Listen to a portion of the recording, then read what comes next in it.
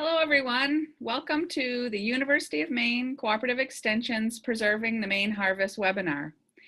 Thank you for joining us for these webinars that are designed to correspond with what's growing in your garden and also what's for sale at our local farmers markets. With the growing season well underway here in Maine, and some of us even looking to see when our first frost will be, we've got your answer for how to preserve these foods safely. Our webinars provide guidance according to the USDA recommendations for canning foods at home. I'm Kathy Savoy, an extension educator, and I'm joined today by my other colleagues, Kate McCarty, who will be in the demonstration kitchen, and Lori Bowen. The mission of the University of Maine Cooperative Extension is to help Maine people improve their lives through an educational process that uses research-based knowledge focused on issues and needs. Our educational programs include agriculture, horticulture, including the Master Gardener Volunteer Program, 4-H youth development, food safety, nutrition, and of course, food preservation. Today, we will focus on canning relish. Relishes are made from chopped fruits and vegetables that are cooked with seasonings and vinegar. They are considered a type of pickle and can be canned using the boiling water bath method because of their acidity.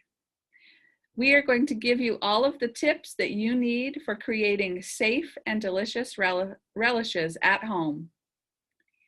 We'd like to cover a few housekeeping tips. We have this webinar set up so that you can hear and see us, those of us who are the panelists, but we cannot see or hear you. However, we do want to open up our webinar for your questions and answers. So please type your question into the Q&A box at the bottom of the Zoom screen, and we will have some time throughout our presentation to answer those questions. So thanks for joining us, and let's get started with those basics of how to can relish. I'd like to start by discussing the different types of relishes as well as the ingredients that are used in making relish at home. We will then provide details on how you can ensure your relish turns out exactly as you intended while being safe for you and your loved ones to enjoy. We're also going to have an opportunity to watch Kate demo how to make a classic zucchini relish in our demonstration kitchen. So it is true, there are many different types of relishes out there. I can tell you from judging canned goods at my local fair that it is the relish category that always surprises me with the variety of relishes that are entered. There is a traditional dill and sweet pickle relish, a rummage relish that contains a mixture of vegetables. I can tell you that one of the favorites in my house as well as in our office is a sweet and tangy corn and pepper relish. It is tasty and beautiful. Other relishes are great ways to use up a lot of produce that you may have on hand. For example, green tomatoes, zucchini, and even cabbages that we often find plentiful at the end of the gardening season. Chutneys are another food that fall into the relish family. These sauces are typically chopped fruit or vegetables, or typically a combination of both, that are simmered with lots of fragrant spices, onion, sugar, and vinegar. They really impart a very sweet and tangy, savory sort of flavor. The National Center for Home Food Preservation has recipes for chutneys that are made with rhubarb, apples, tomatoes, and cranberries. This is a condiment that is great with traditional Indian food. It also can be served with grilled or roasted meats, One of my personal favorites is to put it in a grilled cheese sandwich. It can also be served on a cheese board or stand alone as a dip. So let's switch gears and talk to Lori to get the nitty-gritty on pre-treatment methods that are used when preparing relishes. Lori? Okay, thanks, Kathy. So many relishes require a pre-treatment process, and this involves chopping vegetables like cucumbers, peppers, and onions, and soaking in ice water or saltwater brine, or even salting for several hours before you begin cooking the relish. This pre-treatment is aimed at ensuring crunchy relish rather than an unpleasantly soft-cooked product, so don't skip it. Similarly, if your recipe calls for you to salt and then rinse your relish, don't skip this step either. Failing to rinse your relish can result in salt levels that will make your relish inedible.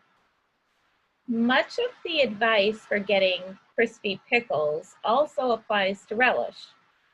Follow instructions for any pre-treatment that the recipe may include. And if it's a cucumber relish, remove the blossom end of the cucumber. The blossom end can contain an enzyme that can soften your relish if it's not removed. So cutting a 1/16 of an inch, that's just a sliver, off the end is enough to remove these enzymes. If the stem is missing, look for the lighter shade of the cucumber, and that is the blossom end. You may also choose to add a calcium chloride product like Pickle Crisp from Ball or Extra Crunch from Mrs. Wages. These products firm up the pectin inside the cucumber, and they do make a difference in the final product's crunch. Now, we don't recommend the use of pickling lime in pre-treating your vegetables for relish anymore. It was recommended to soak your cucumbers in and required several thorough rinses to safely remove the product before canning. So we recommend other ways to keep your relish crispy. If your relish recipe involves cucumbers, you want to pick a cucumber that is a pickling variety compared to a salad cucumber. Pickling cucumbers have thicker skins and less water in the flesh and smaller seeds, which will give you a crunchier pickle than if you try to use a variety grown for fresh eating. Non-pickling varieties are commonly labeled as European, English, and slicing. Other considerations for produce include ensuring that it's fresh and ripe and not moldy, diseased, bug-bitten, or frost-killed. For best results, use fresh produce. It's best refrigerated after harvest and used within 24 hours. We know that's not always possible to know if you're purchasing from a farmer, so just make plans to make your relish shortly after you buy your produce. Now, let's hear about those ingredients to use from Kathy. Thanks, Lori. I'm really glad that you included that information about not using any produce from your garden that has been diseased, bug-bitten, or frost-killed. It's hard to believe, but we are closing in on a frost date for some parts of Maine. So let's talk a bit about canning and pickling salt. It is recommended for use in pickling as it is pure granulated salt. It doesn't have any of those additives like an anti-caking agent or iodine that can cause your brine to turn cloudy or your pickles and relish to darken. Some other salts that would include sea salt, kosher salt, they don't have additives either, but the issue is that they can measure differently because they have a larger crystal size, which ultimately would result in an undersalted relish, which can be an issue. Next, let's take a look at vinegar. Vinegar is another important ingredient in the relish making. We want to make sure that you look for a product that is sold as 5% acidity on the label to ensure safety.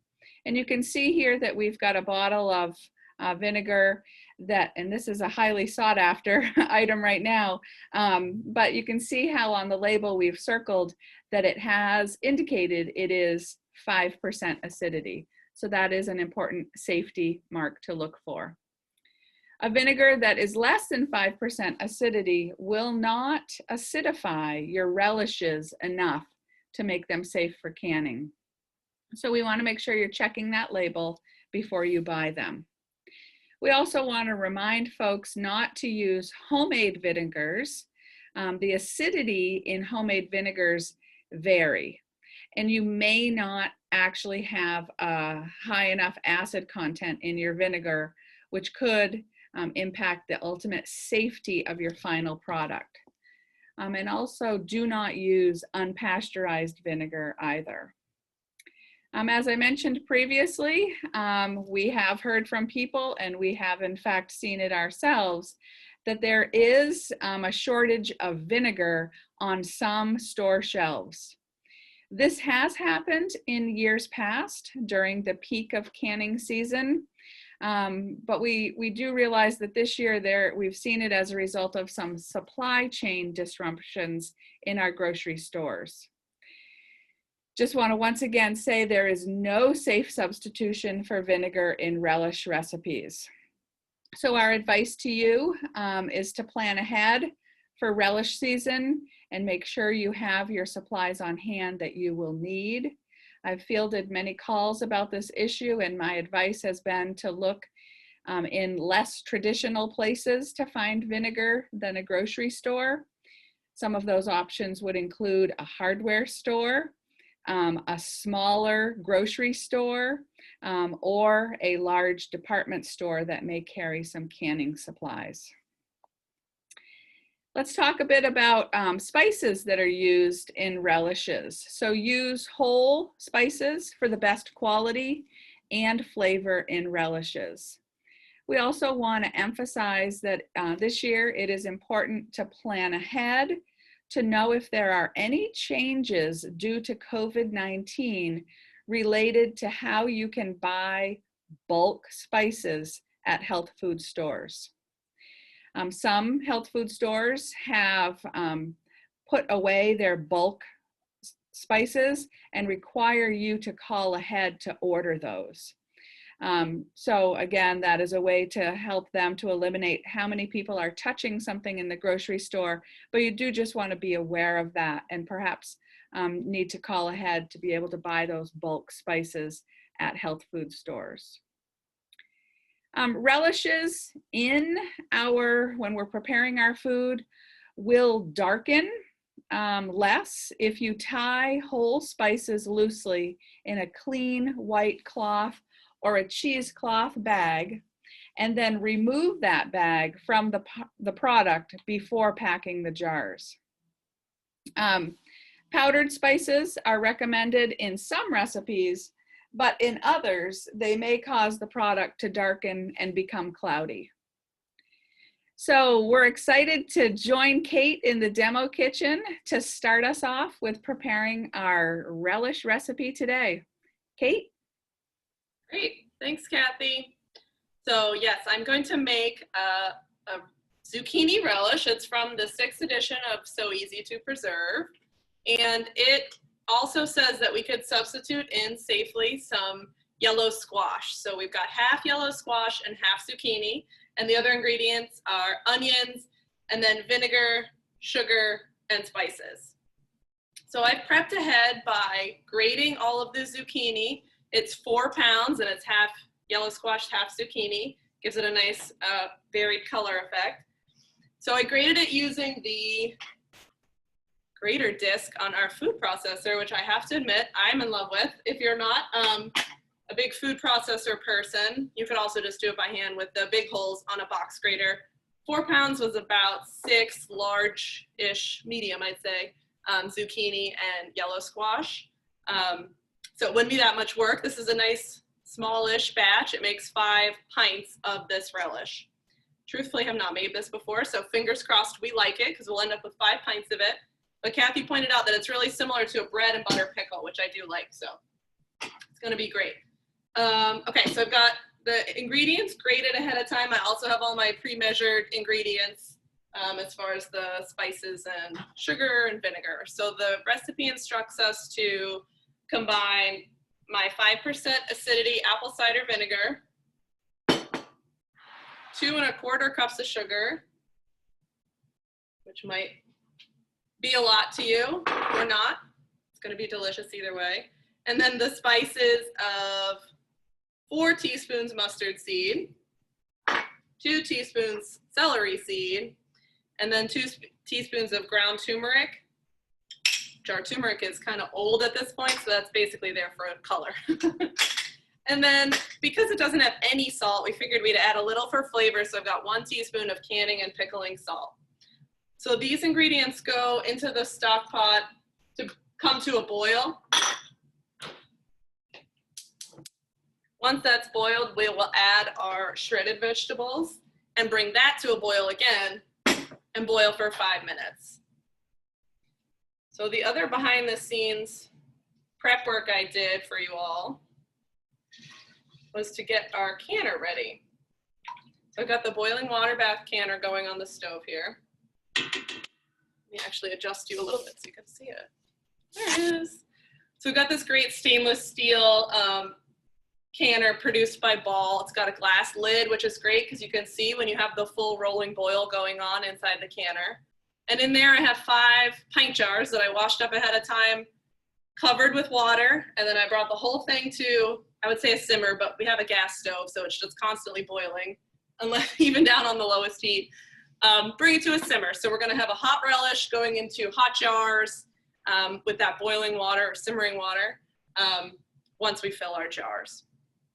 All right, so let me see if there's anything else I need to tell you about my relish recipe. There is, okay.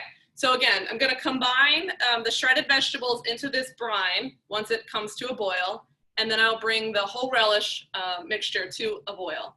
And it's important to only boil your relish for as long as your recipe specifies, because vinegar has a lower boiling point than water, and so the vinegar will readily evaporate out of your relish, and you could actually end up with a less acidic product if you overboil it than is safe for canning using the boiling water bath canner. So we're gonna boil it for 5 minutes precisely and then put it into the jars, no more, no less. And this recipe is gonna be a nice consistency between the grated vegetables and like there's not a lot of liquid in here. But if you have a relish that is a little bit on the saucier side, it's important to know that you can't add any thickeners unless your recipe specifies. So I looked through So Easy to Preserve and I found just one recipe that contains a powdered thickener. It's a cornstarch. So it's important to know that if it contains instructions for thickening, add them, but you can't add cornstarch, flour, clear gel, any sort of thickener to the recipe unless it calls for it. And that's because you don't want to change the density of the product. So canning times are developed based on the thickness of the product. So if you make a thicker product by adding something like cornstarch or flour, it might not be canned for long enough to be safe for long-term storage. So should you desire a thicker relish when you go to serve it, you could add a little bit of thickener. That's probably a little bit more involved than you're gonna wanna get for each jar of relish. So maybe just, you could ask us for recommendations for a safe recipe, or ask for recommendations from friends and family. So make sure, my point is make sure you like what you're gonna end up with, because I unfortunately have learned the hard way that you can can something up and end up with a lot of it and it might be a bit of a dud in your household. All right, so I'm gonna boil this. Kathy and Lori are gonna share some more info with you, and then we'll come back to fill the jars and watch them go into the canner. Okay. So we often get the question, is my grandma's old relish recipe safe for canning? People fondly remember the flavor of a traditional family recipe and want to make it themselves. And we've mentioned often the importance of using a research-based recipe, and a recent one at that. So your family recipe may no longer be considered safe for canning. It is important for you to follow recipes that have been tested to ensure that they have been adequately acidified for safety. Because the relish is an acidified food, where low acid ingredients like cucumbers, peppers, onions, and zucchini and corn have added acid to make them safe to can using a boiling water bath canner. It's important to use a tested recipe from a trusted source. Much of what we love about our family recipes is the particular seasonings used. And fortunately, altering the small amounts of dried spice in a recipe does not affect the pH. So you can add or subtract spices to your liking and recreate those familiar flavors in a research-based recipe. It's important not to alter the proportions of food, water, and vinegar, but things like celery seed or turmeric or sugar and pickling spices, they're added for flavor. Now, if you need help with a particular recipe, you can always send it to us and we can compare it to a research-based recipe and tell you if it's safe for canning. One last tip, when canning relish, it's important to choose the right jar size. A recipe may recommend you can can your relish in pints, but you'd rather a smaller portion, or perhaps you love that particular recipe and want to can it in quarts. You have to follow recommended jar size selection when canning. Take a look at these two recipes. You can see one has a processing time for pints and half pints, whereas the other only has a processing time for pints. As a rule of thumb, you can go smaller in jar size and use the same processing time as recommended. But you can't use a larger jar if the recipe does not specify the recommended processing times for that size. Now, this might trip you up this year as we've been hearing and seeing that there is a jar shortage. So you might not be able to find the size you want. So now let's go back to Kathy and take some of your questions. Great. I see our Q&A box is filling up with some great questions today. And we're going to go ahead and launch these. So Linda would like to know, can relishes be preserved using the steam canning process? So several weeks ago, we offered a webinar introducing you all to the atmospheric steam canner. And yes, indeed, relishes are foods that fall into that category of being acidic enough to be able to safely process in a steam canner. So you would simply follow the same directions for processing time for your steam canner as is directed in your recipe for boiling water bath. And remember that rule that you never want to have a recipe that's longer than 45 minutes being processed in an atmospheric steam canner. And I can honestly say I've never seen a recipe for relish that's processed for longer than 45 minutes. So another question we've got here, and hopefully Kate can chime back in quickly and let us know, how much vinegar was that in the zucchini relish recipe? Oh, good question. It was 2 cups of vinegar. Yeah, and I noticed it was an apple cider vinegar, right, Kate? Yeah. All right, thank you. We won't send this specific recipe, but I'm going to send you the relish page on the National Center for Home Food Preservation, so you'll see every relish recipe they have, and I got this recipe off their site. It's called Summer Squash Relish on their website, so we'll send it. Good. And while I've got you there, can raw honey be used instead of sugar? So I would say yes, but I actually was reviewing a relish publication that said you should use a recipe that calls for the specific sweetener. So what do you think? I would say yes, because it's just there for flavor. I would say yes as well. It's just there for flavor and obviously to sweeten things up. And they also, in this question goes on to ask, what is the ratio? So typically when you're substituting honey for sugar, you use slightly less honey volume than you would for the sugar. And that's because the honey is a liquid and the sugar is the granules. So hopefully that helped you with that question. And let's go on and see what else we have. If your relish recipe calls for peppers, could you use frozen peppers instead of fresh? And that question comes to us from Terry Lee. And I can answer that question, and the answer would be yes, but you're going to have some textural differences from using a frozen pepper instead of using a fresh pepper. So just be aware of that, and just think to yourself, is that the type of texture that I would want to introduce into my relish product? And we've got one last question that we'll answer before we go ahead and rejoin Kate in the demo kitchen.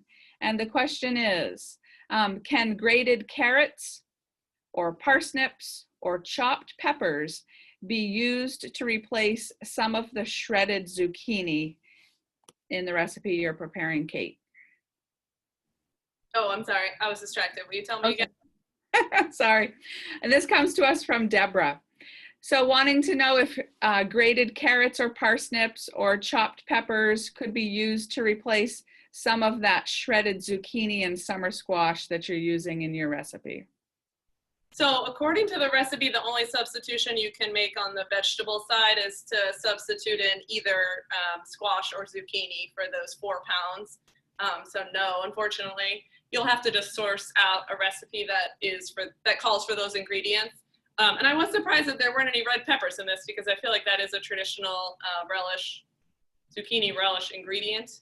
Yeah, see that picture there has all the beautiful red pepper flakes in the zucchini relish. So I have seen recipes that contain a red pepper, sweet bell pepper in the zucchini relish. So, you know, there's a million relish recipes under the sun from tested resources. So just search until you find the one that suits you.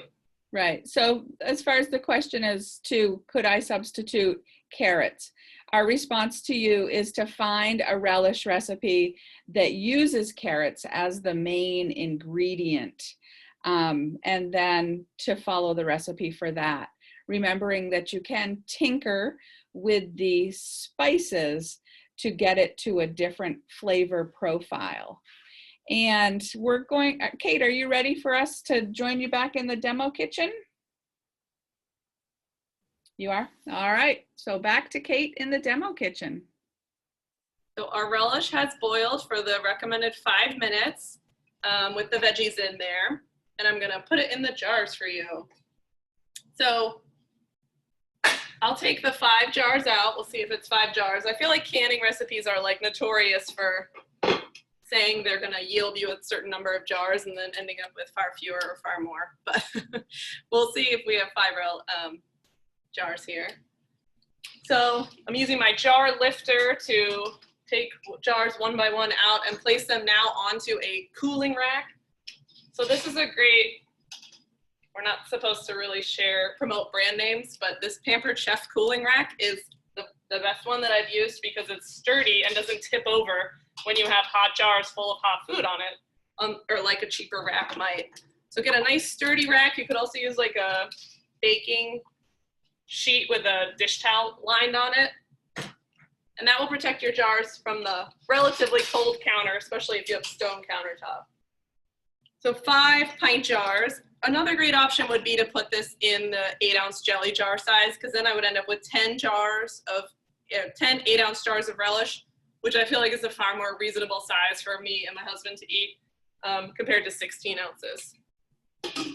But we are pressing on with the pints. So we use our jar funnel to get our relish into the jars, move my mouse, and not all over the counter, although I'm sure I'll get some on the counter as well. Got that nice yellow turmeric in it to stain our counters here. And I'm left-handed, so I'm gonna move the pot over here to my left. And the jar filling instructions that are particular to relish are that, so it's a mixture of that liquid as well as the shredded zucchini solids. So you wanna make sure that you kind of give it a swirl when you take each ladleful out, so that way you don't end up with like a bunch of solids and then at the beginning and then more liquidy bits at the end. So it's important to maintain that proportion of solids and liquids throughout each jar so that you have even heat penetration while the product's being canned. So I'm just gonna roughly go along and fill each jar.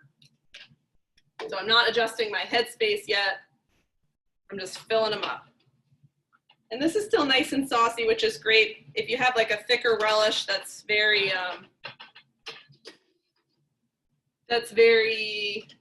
sticky, like really syrupy, you might notice that a lot of bubbles form in the product. And you want to get those bubbles out. So any trapped air in the jars could cause the jar to break. It could trap air that could be harboring microorganisms that are going to cause your relish to spoil. So you want to spend some time making sure you get the relish or the bubbles out of the relish. But that said, there can also be a lot of bubbles that form in relish. So you want to be thorough and do your best, but don't drive yourself crazy and don't let the product cool down too much by spending a lot of time debubbling your relish. So this looks like it's going to make a little more than 5 pints. So my options would be to fill another pint jar if I can meet the headspace required.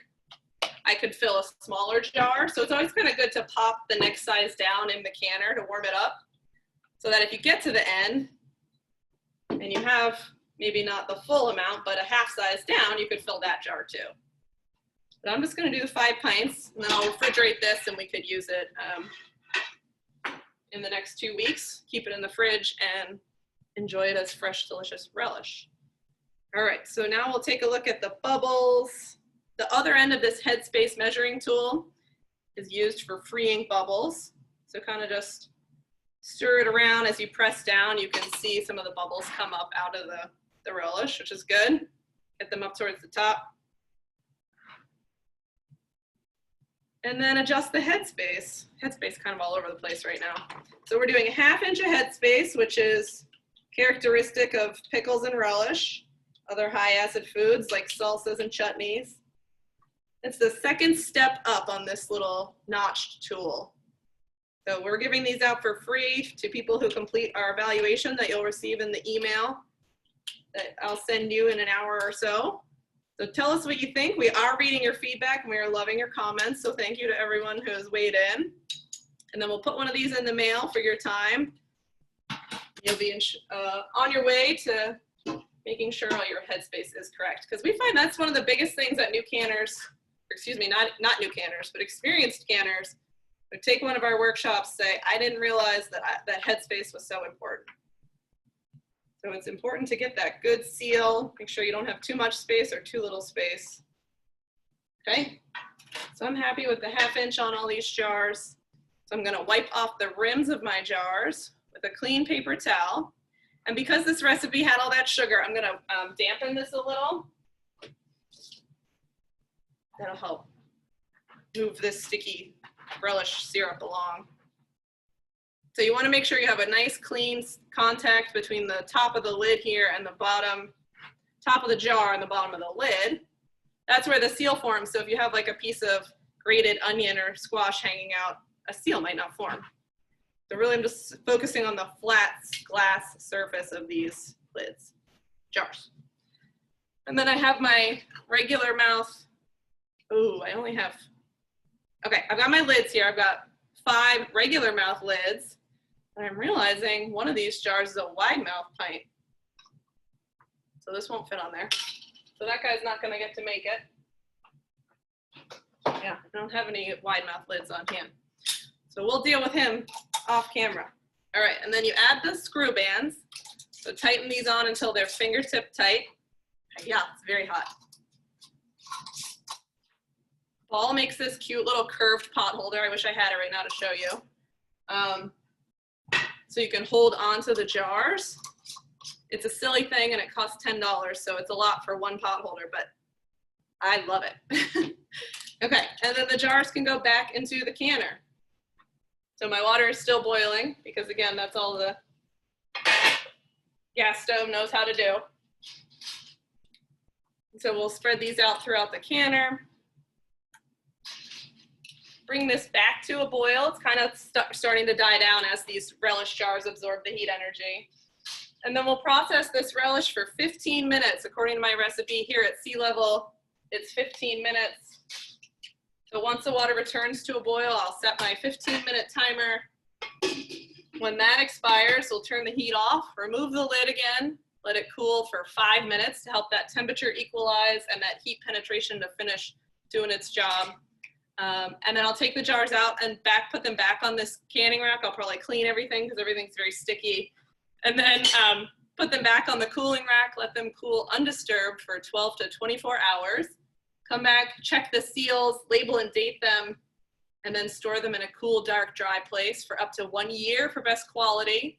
And then once you open it, store it in the fridge and use it within 2 weeks. And that's what I'm gonna do with this guy, actually. I've got this wide mouth storage jar here. So since he's missing out on the canning train, I'll just put a plastic storage cap on it and put it in I could even put it in the freezer because it's in this wide mouth pint jar, which you can freeze in. See, problem solving on the fly. We're going back to Kathy. She's gonna give you guys a poll. Thanks, everyone. Great, thanks for the demo on making relish.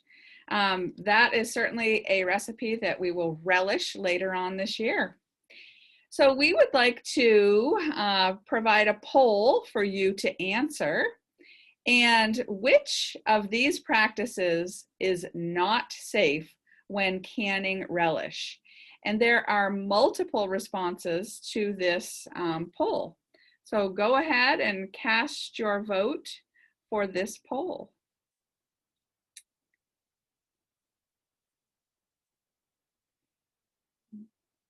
Great.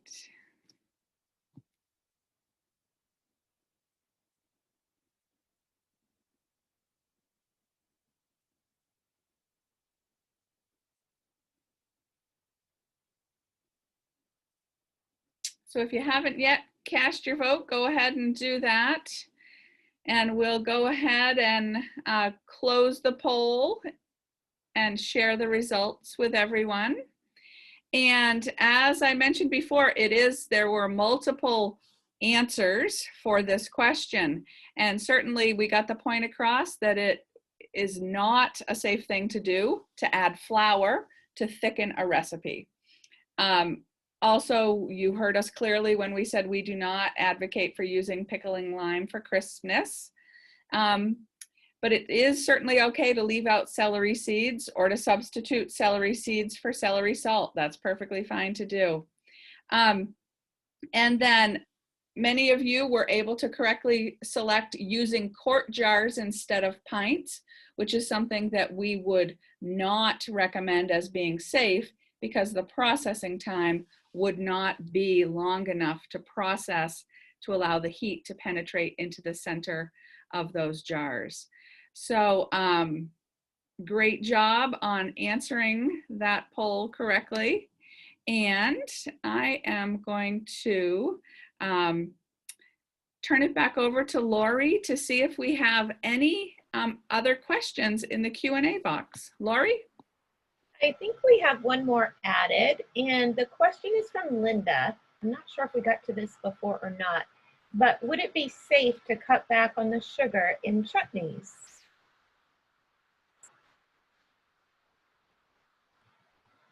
I can go ahead and field that one. So chutneys, as we mentioned before, are that blended condiment that have both the vinegar and the sweetness. So you get that sweet and savory combination happening there. And oftentimes chutneys will use brown sugar or white sugar for their sweetener.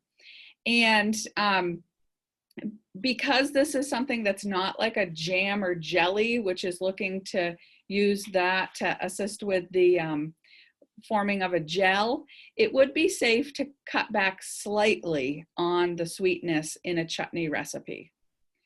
But you wouldn't want to cut back on all of it. But as we've discussed in previous webinars, the sugar really doesn't affect the pH of a product, but it would affect just the sweetness of the end result.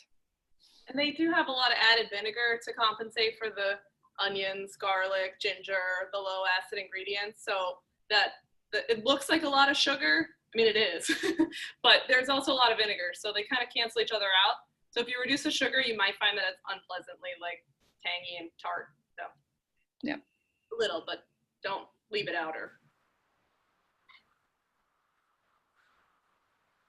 Okay, that is all we have for questions right now. Okay. So we can go back to you, Kathy. Thanks, Lori. So here's the information on our recommended resources, and you will get all of these resources listed in our follow-up email. And they include how do I can relish, how do I pickle chutneys, and then preserving food, canning relishes. We mentioned the importance of the jar size choices. We've got an article you can read on that. And then just some general links to our UMaine Extension publications. And of course, referring you to the National Center for Home Food Preservation and the USDA Complete Guide to Home Canning, as well as the Ball Blue Book. To help you find local produce, our UMaine agriculture colleagues have created a great interactive directory of Maine farm products, so you can shop directly at farms. Be sure to visit the farm's website or call them to learn how their policies for how to visit them and make purchases from them may have changed during COVID-19. And we still have available master food preserver volunteers who want to help you learn to preserve. So your personal preserving coach can provide advice by phone, email, or Zoom. And we have a handful of interested volunteers and only a few people enrolled. So email me at my email address on the screen if you're interested in a preserving coach. And we will be back next Tuesday at 2 to discuss preserving apples.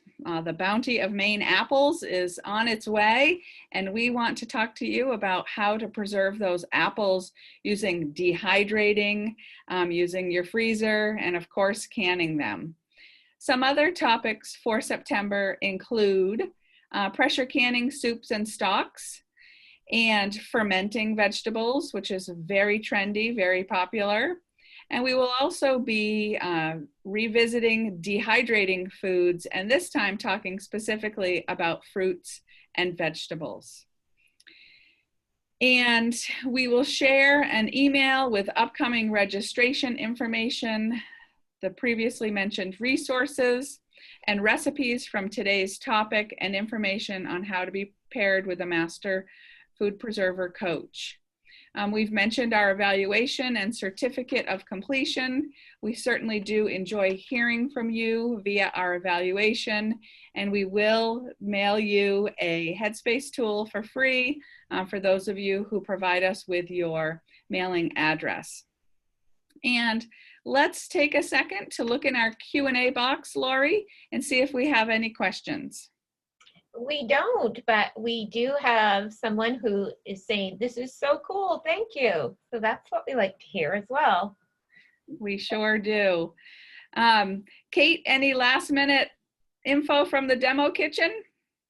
I got my timer going, so I got the jars of relish in there. I literally ran across the room and got a wide mouth jar so I could get that wide mouth lid, so I could get that last jar. I was like, I don't want a whole pint of refrigerator relish right now because I still have a little bit left in here as well. So I did get all 5 jars into the canner, the water boiling away, and we have a little over 10 minutes left on this process. So that will be all right.